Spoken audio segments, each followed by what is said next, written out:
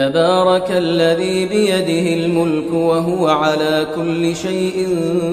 قدير الذي خلق الموت والحياة ليبلوكم أيكم أحسن عملا وهو العزيز الغفور الذي خلق 7 سماوات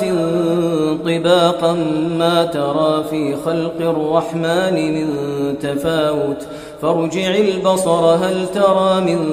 فطور ثم ارجع البصر كرتين ينقلب إليك البصر خاسئا وهو حسير ولقد زينا السماء